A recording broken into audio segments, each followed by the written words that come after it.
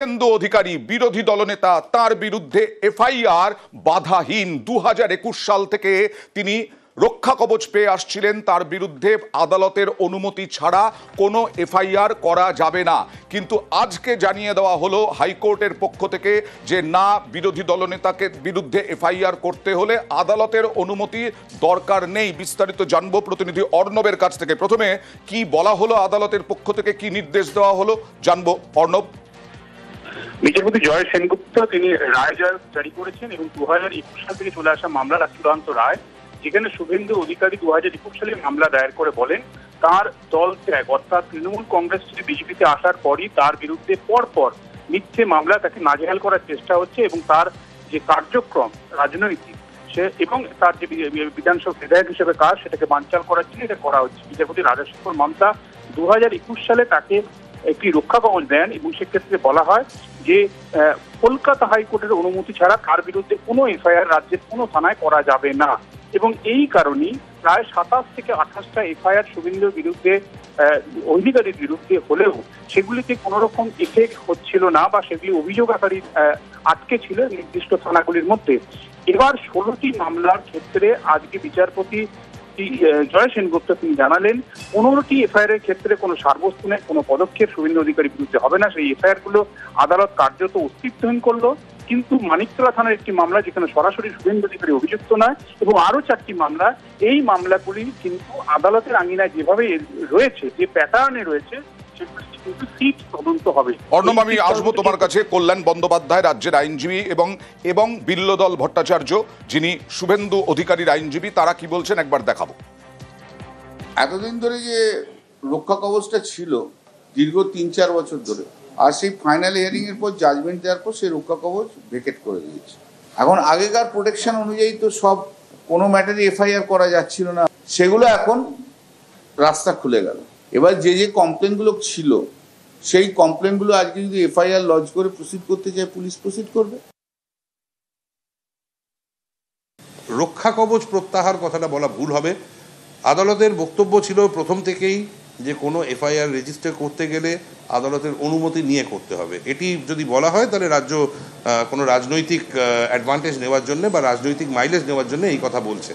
Actually আমরা সবাই মাননীয় বিরোধী দলনেতার বক্তব্য হচ্ছে যে ওনার বিরুদ্ধে যে এই পুলিশি হয়রানি চলছিল, যেটিকে চ্যালেঞ্জ করা হয়েছিল, সেটা তো সম্পূর্ণভাবে রাজনৈতিক কারণেই, আর কোনো কারণ তার বাইরে নেই আর কি। অর্ণব, শুভেন্দু অধিকারীর আইনজীবী কেন বলতে পারছেন যে রক্ষা কবচ প্রত্যাহার করা হলো, এটা বলা ঠিক হবে না? এখন তো তুমি যেটা বললে পেন্ডিং যেগুলো আছে সেগুলোর মধ্যে অনেকগুলোতেই এফআইআর যে অবস্থায় আছে আদালতে, সেখান থেকে শুরু হবে। একেবারে তাই। দেখুন, নতুন করে কোনো এফআইআর করার ক্ষেত্রে আদালতের অনুমতির এখন প্রয়োজন নেই। 2, এক্ষেত্রে বিচারপতি জয় সেনগুপ্ত তিনি ভরা এজলাসে যেটা বলেছেন তা হচ্ছে এরকম। বিচারপতি জয় সেনগুপ্ত বলছেন, in all other cases the proceeding against the petitioner has been paused। এক্ষেত্রে 15টি মামলার কথা তিনি বলেছেন এবং তিনি এটাও বলেছেন নির্দিষ্টভাবে কোর্ট আনকোর্ট বিচারপতি জয় সেনগুপ্ত ভরা এজলাসে, the blanket order has to come to an end, interim order stands vacated। কাজেই এই অন্তর্বর্তী যে রক্ষা কবচ ছিল গত 4 বছর ধরে, সেটি আদালত সেটাকে প্রত্যাহার করলো বা সেটিকে রিমুভ করলো এবং এক্ষেত্রে নতুন নির্দেশ জারি করলো। 16টি মামলা ছিল আদালতের আঙিনায়। এক্ষেত্রে মানিকতলা ছাড়া আরো 4টি মামলা রয়েছে, সেগুলির ক্ষেত্রে সিবিআই এবং রাজ্য পুলিশ যৌথভাবে সিট তদন্ত করবে। সিবিআই এবং রাজ্য পুলিশের উভয় অফিসারের মোট 12 জনের দল হবে, 6 জন রাজ্যের, 6 জন সিবিআই। এবং এক্ষেত্রে শুভেন্দু আইনজীবী যে কথাটি বলছেন, এর কারণ হচ্ছে এক্ষেত্রে তাদের তরফে বলা হয় যে কার্যত অভিযুক্ত বা নালিশিভুক্ত শুভেন্দু অধিকারী করার জন্য কার্যত প্রাণপাত করেছে রাজ্যের পুলিশ, এবং আজকে আদালতে এই নির্দেশ দিলে রাতারাতি শুভেন্দু অধিকারীর বিরুদ্ধে পরপর একাধিক এফআইআর হতে থাকবে। এই অবস্থায় আদালতে তারা প্রার্থনা করেন সোমবার দিন পর্যন্ত আজকের হাইকোর্টের অর্ডারের, সেটা কলকাতা হাইকোর্টের ওয়েবসাইটে আপলোড হবে না, তাই সোমবার দিন এক্ষেত্রে শুভেন্দু অধিকারীর আর কি সমস্যা হচ্ছে সেটা অ্যাপ্লিকেশন করে তারা জানাতে পারেন। এই সবুজ সংকেত দেওয়া হয়েছে। কাজেই সোমবার আরেক প্রশ্ন শুভেন্দু অধিকারীর তরফে আবেদন হয়তো হাইকোর্টে আসবে। তবে আজকে যে নির্দেশ তিনি দান করেছেন, যেটা কল্যাণ বন্দ্যোপাধ্যায় বললেন, এক্ষেত্রে পূর্বের যে রক্ষা কবচ ছিল সেটা আপাতত প্রত্যাহার করলো এবং নতুন করে এফআইআর রুজুর ক্ষেত্রে, তবে যেহেতু সোমবার দিন অর্ডারটি আপলোড হবে, কাজে সোমবারের পরেই নতুন এফআইআর যদি হয় সেক্ষেত্রে কোনো বিধিনিষেধ আর থাকছে না। একদম। আর এইখান থেকেই তৃণমূল আক্রমণ করলো শুভেন্দু অধিকারীকে, আবার পাল্টা বিজেপির আক্রমণ।